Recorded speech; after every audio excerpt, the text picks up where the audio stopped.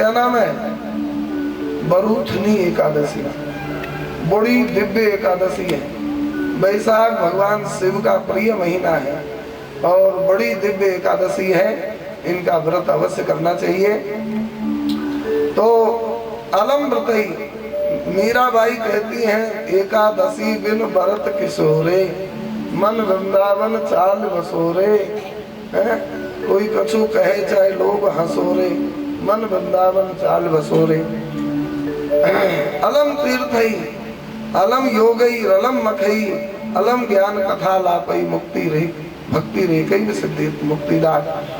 नारद जी ने ज्ञान वैराग्य के कान के पास में मुंह ले जा करके तयोर बोधन मारे भे कराग्रेण विमर्दयन, मुखम संयोज्य करणांते शब्द मुच्चै समुच्चरन, ज्ञानम प्रबुद्धताम शीघ्रम रे वैराग्य प्रबुद्धताम।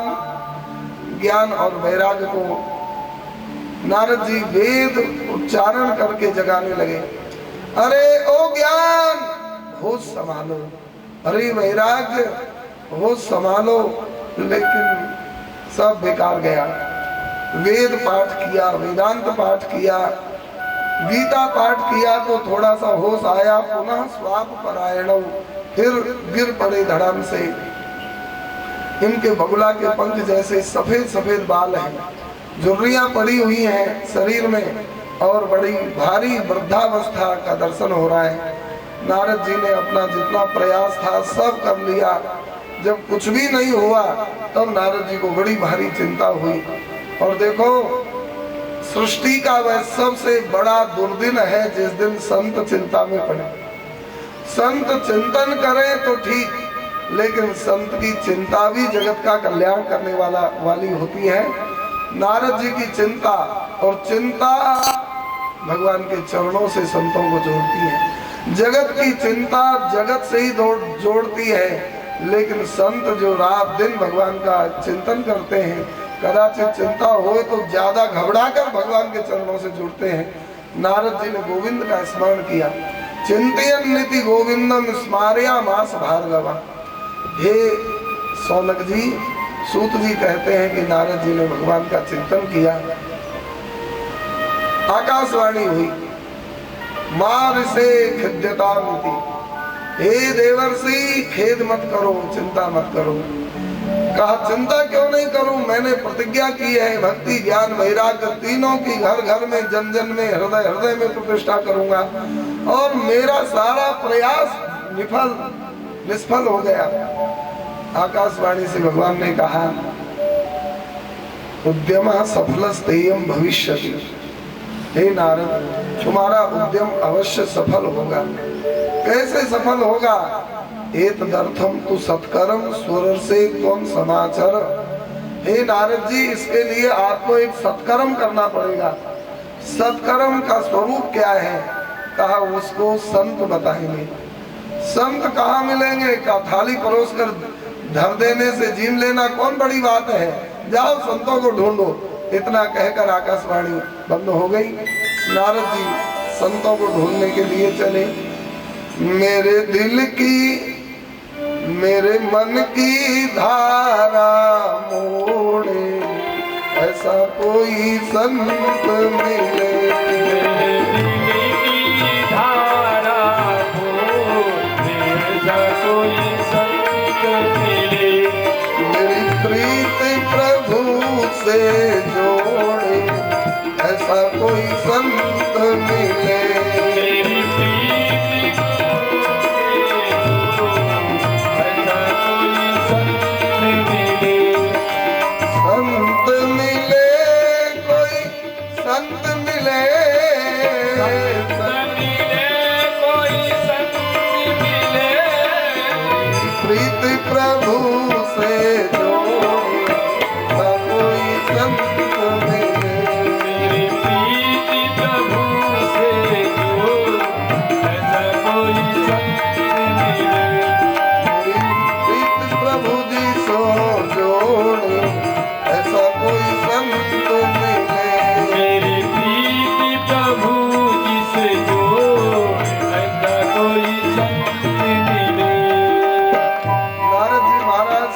के आश्रमों में जाके पूछते हैं महाराज भक्ति ज्ञान वैराग्य कैसे तुष्ट पुष्ट संतुष्ट होंगे। सब संत विचारे सोचते कि जो वेद पाठ से नहीं काम हुआ, जो वेदांत पाठ से नहीं काम हुआ और जो गीता पाठ से भी नहीं हुआ, उसका उपाय हम का क्या बताएंगे।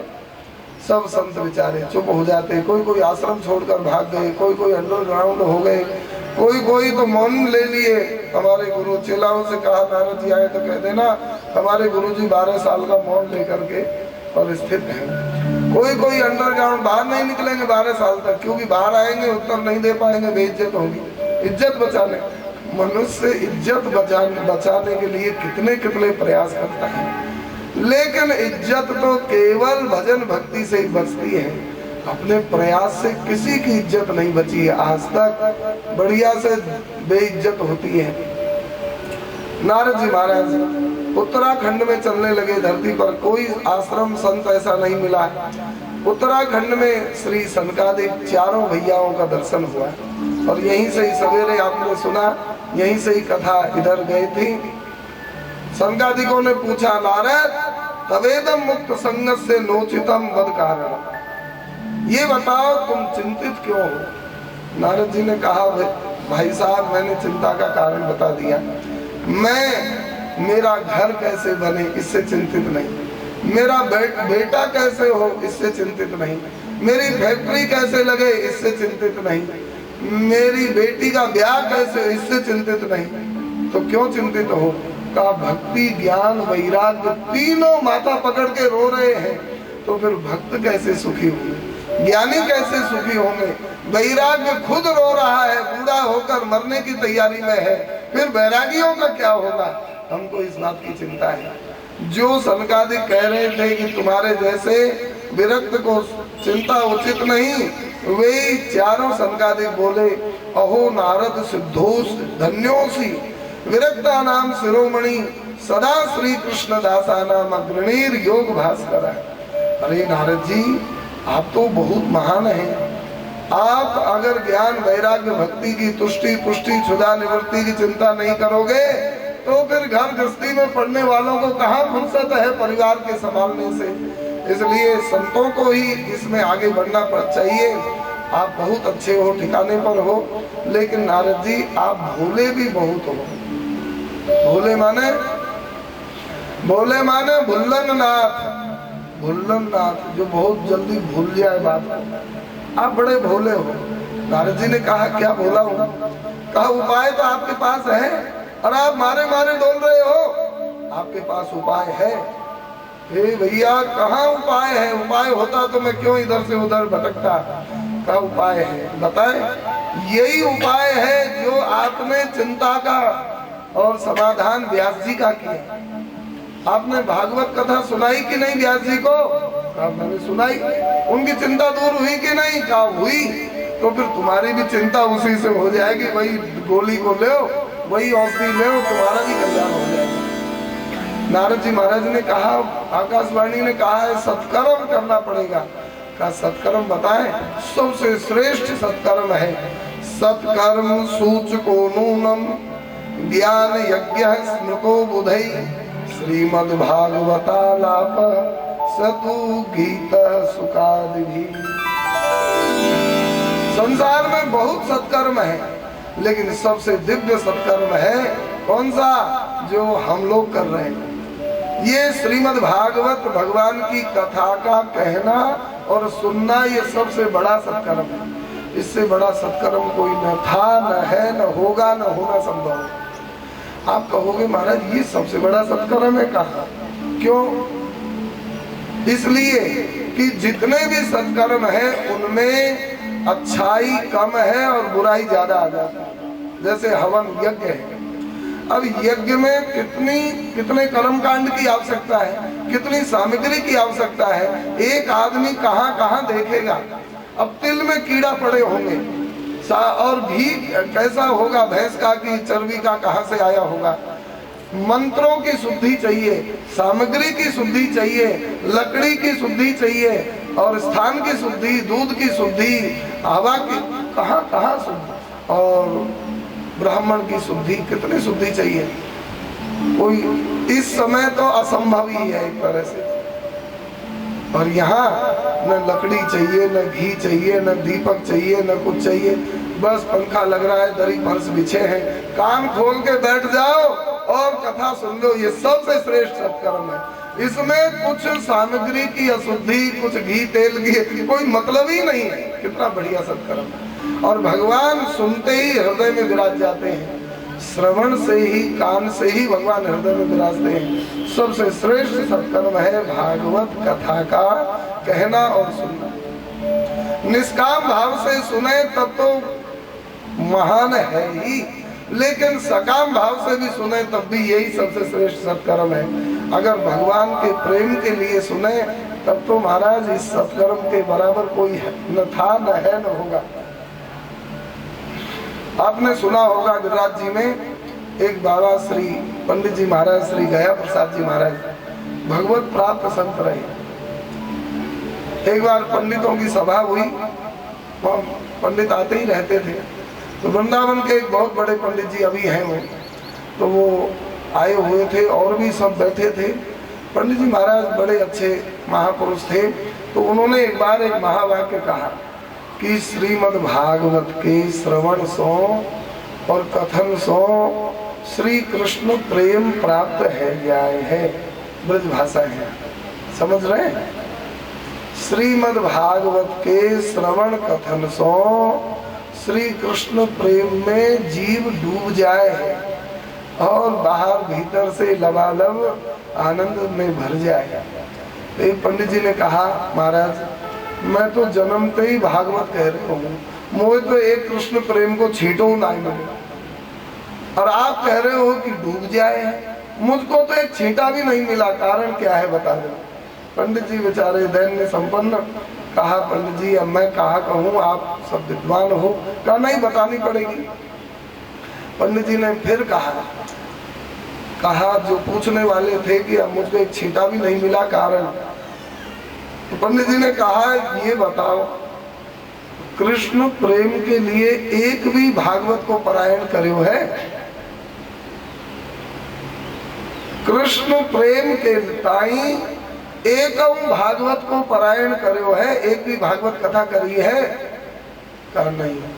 काई के लिए करी? कहा ईटा पत्थर रुपया पैसा बेटा पत्नी के लिए करी। तो फिर भागवत को कहा दोष है, एक भी छींटो नहीं मिले तो? अगर भगवत प्रेम के लिए कथा करते और कथा सुनते, अवश्य कृष्ण प्रेम में डूब जाते। भागवत तो कल्प वृक्ष है, कल्प वृक्ष, और कल्प वृक्ष के नीचे जैसी कल्पना करे वैसे ही फल मिले। यहाँ तो अब अपना हित अहित अपने को सोचना पड़ेगा।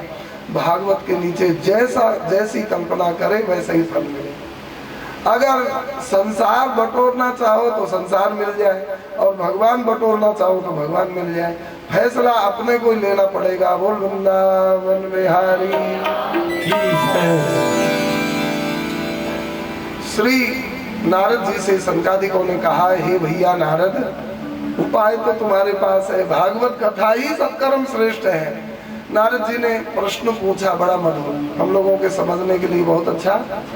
महाराज ये बताइए, ये भागवत आई कहाँ से? का निगम कल्प तरोर गलितम फलम। भागवत कहाँ से आई? वेद रूप कल्प वृक्ष की डाली का सबसे ऊपरली डाली का फल है श्रीमद् भागवत।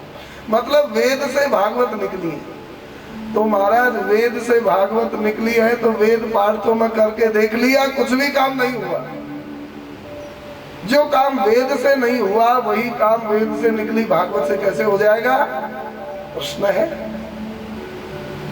कोई अगर बालक बड़ा काम करने चले तो कोई डांट देते हैं, जा जा यहाँ से, तेरे बाप ने भी तेरे बाबा ने भी ऐसा काम किया है, तू करने चला है। बाप दादाओं ने किया है क्या? तो कोई कम हिम्मत वाला तो कह देगा भाई बाप दादा भी नहीं कर पाए, हम कैसे करेंगे। लेकिन श्री भगीरथ जी महाराज से कोई कहे, गंगा तुम्हारे बाप दादे नहीं ला पाए, मर गए तपस्या करते करते, तुम ला सकोगे? तो भगीरथ जी क्या जवाब देंगे? चुप रहो, हमारे उत्साह को भंग मत करो। अरे हमारे बाप दादे नहीं ला सके लेकिन उनकी कृपा से हम उनके नाती पोता तो ले ही आएंगे और ले आए। बोलिए भगीरथ महाराज की जय हो। जो काम बाप दादे नहीं कर सके तो वो बेटा पोता क्यों नहीं कर सकते? एहसान बंद और कृतज्ञ होकर के मनुष्य अपने सत्कर्म में चले तो अवश्य उसकी जीत होती है। जो काम वेद से नहीं हुआ वही काम वेद से निकली भागवत से अवश्य हो जाएगा। नारद हो जाएगा, करके देखो। कहा भैया हमको थोड़ा समझा दो, खुट न रहे। 3 उदाहरण देकर समझाया। सनकादिकों ने कहा देखो, आमूलाग्रम रसस तिष्ठन् नास्ते न स्वाद्यते यथा स भूय संपृथक भूतः भले विश्व मनोहर। कोई भूखा आदमी जा रहा था रास्ते से, बहुत भूख लगी उसको, और एक आम का बगीचा रहा। माली से कहा भैया बहुत भूख लग रही है, कुछ खाने को दो। उसने कहा यहाँ रोटी तो है नहीं, जंगल है, आम के फल है, लोगे? आम के फल क्या होता है? कहा ये पेड़ की डाली में आम लटक रहे हैं पके पके, मैं उतार के दे देता हूँ, खा लो। इससे क्या होगा? कि इससे भूख भी बुझेगी, इससे स्वाद भी मिलेगा और इससे कमजोरी भी दूर होगी। 3 काम हो गए। 3 के लिए तू व्याकुल हो रहा है, कमजोरी भी आ रही है और स्वाद भी और भूख भी बहुत परेशान कर रही है, खा लो आम। तो वो तर्क करने लगा, क्यों जी? ये आम की डाली और पत्ते एक दिन हमने चबा करके देखा तो न स्वाद आया, न पेट भरा और न कोई ताकत मिली। तो जो काम डाली और शाखा चबाने से नहीं हुआ वही काम डाली से निकले फल से कैसे हो जाएगा? तो बताओ ये तर्क उसका बेवकूफी का है कि समझदारी का है? और बोलो भाई, बेवकूफी का है कि समझदारी का? समझदारी का। समझदारी का नहीं, बेवकूफी का है। क्यों? क्योंकि डाली और शाखा चबाने से स्वाद और भूख नहीं आती है, स्वाद भी नहीं आता है, भूख भी नहीं बुझती है। लेकिन फल खाने से स्वाद भी आएगा, भूख भी बुझेगी।